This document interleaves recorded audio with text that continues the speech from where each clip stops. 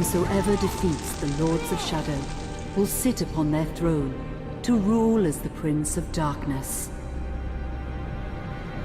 But before fate had played its hand, and unknown to Gabriel, his beloved wife Marie conceived a son by him. The Brotherhood of Light warned her of that ancient prophecy and the terrible fate which lay before her husband. So, with heavy heart, she concealed her pregnancy. For it is written that only the blood of that lineage has the power to defeat the Prince of Darkness. Thus, when newly born, the child Trevor was hidden from his father and raised a holy warrior of the Brotherhood in secret, so that one day he would be ready to stand against his own blood, as foretold. That day would come, some 25 years later, for what had once been Gabriel Belmont was now a powerful vampire known as Dracula, the Dragon. The Brotherhood of Light fought against the onslaught of his dark armies, which laid waste to towns and villages across the land, but to little avail. Trevor was now fully grown to manhood, and the truth of his origin and destiny of the Belmont clan was finally revealed to him.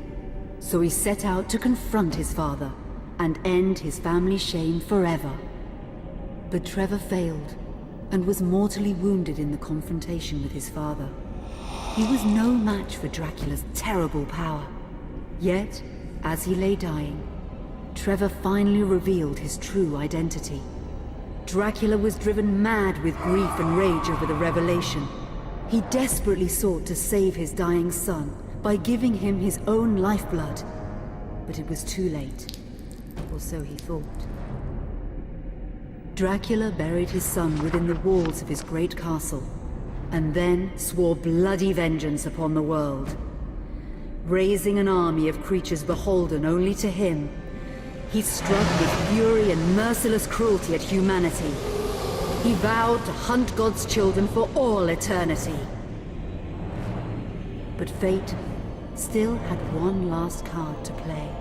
Dracula's blood had power, and that power now coursed through the veins of his dead son, slowly reviving him over many years, until one night he emerged once more into the world, not as a man, but as a creature like his father.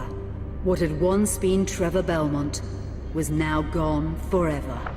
He was now a vampire like his father. Though he swore that he would not be like him, he would take the name Alucard. He would be a force for good, opposing his father's capacity for evil. In that very moment, Alucard swore to destroy Dracula. But fate had something else in mind. Meanwhile, Trevor's own son grew into a fearsome warrior with a reputation that far exceeded even that of his illustrious father. Simon Belmont knew little of his own lineage, nor his importance in the events to come. All he knew was that his mother had died at the hands of Dracula's minions when he was but an infant, and his father had been killed in single combat with Dracula. Found and raised by the people of White Mountains, Simon had but one purpose in life: to destroy Dracula for the murder of his parents. After years of training in the arts of war, Simon set off for Dracula's castle and a date with destiny. Once in the castle, Simon met Alucard, and knowing little of the true identity of his companion, joined forces with him. Blood bound them together, and fate took a hand once again, as finally they met their dreaded foe in mortal combat. Simon defeated Dracula with his whip, and yet Alucard sensed that all was not as it should be. Dracula would return.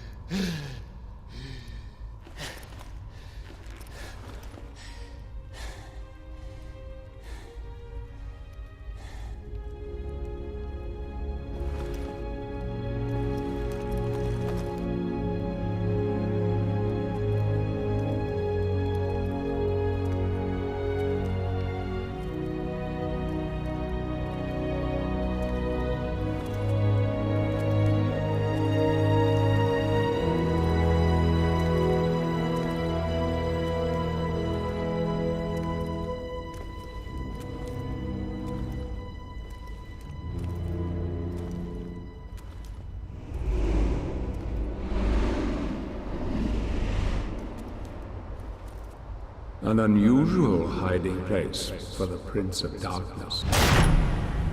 Don't you think? Zobek, where have you been all this time?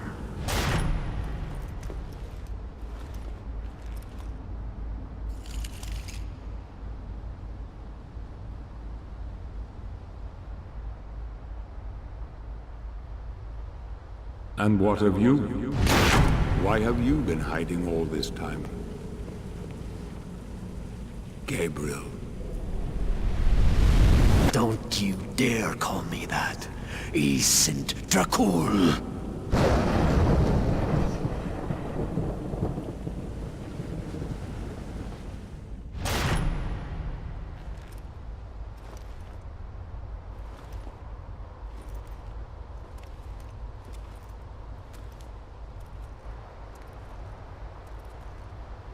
What do you want, old friend? Satan's acolytes are readying for his imminent return. Help me stop him, or you and I will become his favorite pets for all eternity.